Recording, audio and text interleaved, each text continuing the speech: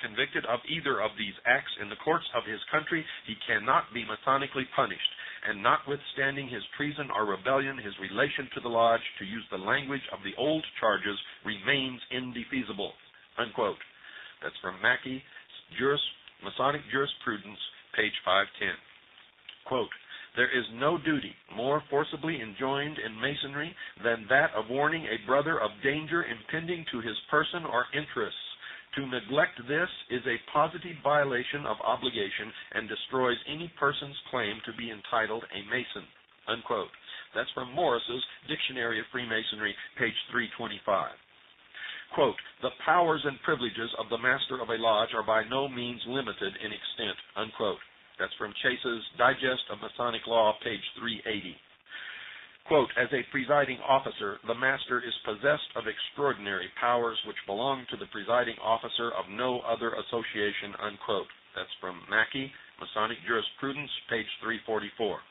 Quote, "The system of Masonic law has little of the Republican or Democratic spirit about it." Unquote. That's from Morris, Webb's Freemasons Monitor, revised edition, page 195. Quote, "Once a Mason, always a Mason. Once a Mason, everywhere a Mason, however independent, either as individuals or as lodges, whether grand or subordinate, and we are each and all truly free and uncontrolled by anything save our ancient laws and Constitution. Yet no Mason can be a foreigner to another Mason. We are all equal citizens of one common government, having equal rights, equal privileges, and equal duties, and in which government, thank God, the majority does not govern. For our order, in its very constitution, strikes at the root of that which is the very basis of popular government. It proclaims and practices not that the will of the masses is wise and good, and as such to be obeyed, not that the majority shall govern, but that the law, in effect, above-mentioned ancient law, shall govern. Our tenet is not only that no single man, but that no body of men, however wise or numerous, can change in any degree one single landmark of our ancient institution. Our law is strictly organic.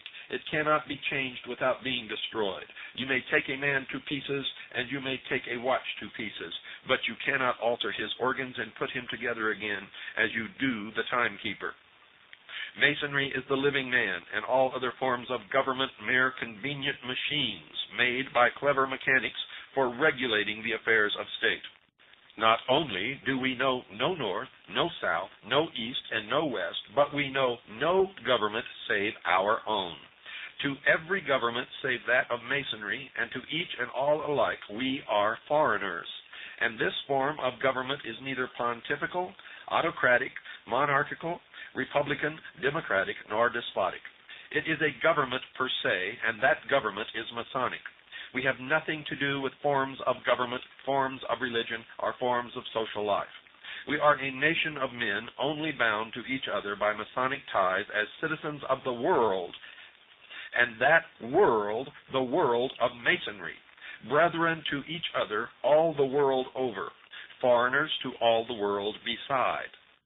The above is a Masonic address in a nutshell. It is the compressed essence of Masonic life."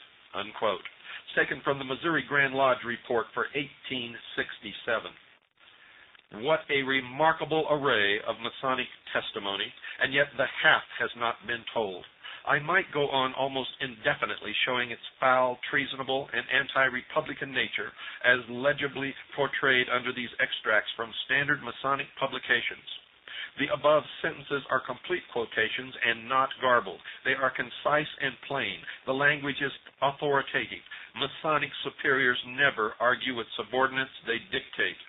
No wonder a most prominent member admits the following, quote, "There is no charge more frequently made against Freemasonry than that of its tendency to revolution and conspiracy and to political organizations which may affect the peace of society or interfere with the rights of government."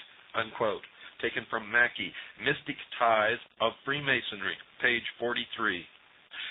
Remember, my friend Dover, that I am not speaking of your nephew's personal views of the supremacy of the Lodge, nor saying what he would do if he should find that some of the laws, summonses, or orders of the Lodge should conflict with his duties to the government, but merely showing you what the Lodge, according to its standard authors, claims, and what every Mason has sworn to perform. If Mr. Bates should go to Congress and then find in some cases that he must violate either his official oath or Masonic obligation, I do not say which he would consider binding. But I do say, for I know that the Lodge, by its writers, its lecturers, and its decrees, declares that its obligations are supreme, its authority above all civil authority, and obedience to his superiors the first duty of every Mason. If eminent members know and tell the truth about their own order, if Grand Lodge reports can be believed, there can be no doubt on this point. Please read again carefully what these have said. Yes, dared to print, and you will see our objection to sending Bates to Congress or electing him or any Mason to any office until he renounces his allegiances to the Lodge. Do you think that we demand too much? Every other foreigner, before he is allowed even to vote, must renounce his allegiance to the government under which he was born, and to which perhaps he has never sworn or acknowledged obedience.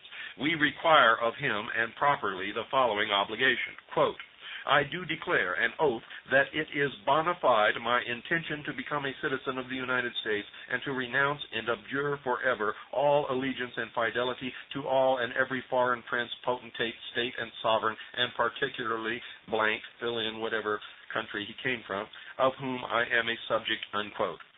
Is it then right for free citizens of this country to vote into any office a person who has sworn and still lives under and acknowledges allegiance to another, a monarchical and a despotic government? Has not the Grand Lodge of one state, in consistency with the general teaching of Masonry, declared that all its members are foreigners to our government? Let us then consider them as such, and our government also should consider them as such, and forbid them to hold office, sit on the jury, or even to vote until they take the oath prescribed for other foreigners. When I tell you that the most puissant sovereign Grand Commander of the United States, of whom every Mason in the country is a sworn subject, is an ex-Confederate general whose rebel hands are deeply dyed by the crimson blood of loyal citizens, and who at one battle of the late war led a brigade of Indians against the Boys in Blue, who by these cruel savages were murdered, scalped, and mutilated in a manner too barbarous for description, you will see more force in this argument. And why was not the arch-traitor, the leader of the rebellion, hung when captured? He and the President of the United States and many congressmen and judges were Royal Arch Masons and had sworn each to the following. Quote, furthermore, do I promise and swear that I will aid and assist a companion Royal Arch Mason when engaged in any difficulty, and espouse his cause so far as to extricate him from the same, if in my power, whether he be right or wrong, unquote. Is it not reasonable, then, to suppose that these men, who had sworn to fulfill their duties as civil officers, chose rather to obey Masonic obligations and extricate a rebel from his difficulty? This is the only explanation of this strange event which is worthy of any consideration. And it is made more certain when we remember that, according to Mackey's jurisprudence, treason and rebellion also, because they are altogether political offenses, cannot be inquired into by the Lodge. These facts concerning the oaths and teachings of the Lodge will explain many other strange things in the history of our country. They will often explain why some improper person is nominated and elected to some office, or the illegal contestant is given the seat, or a criminal is acquitted or pardoned and perhaps promoted. Why was our present representative, who you say has not brains enough to be a pettifogging lawyer, and who is notoriously dishonest, sent to Congress? Why was he nominated by our party? In answer to this question, the WASP, whose editor is an anti-monopolist, but also inconsistently a Mason, says, quote, because as the superintendent of our main railway told a prominent man before the convention which nominated him, the present incumbent was this company's most available candidate because he was high up in Masonry, unquote. Thus he admits that the Lodge is used for the purpose of securing improper nominations and electing to office unworthy men, and certainly implies that it is used to control them while in office.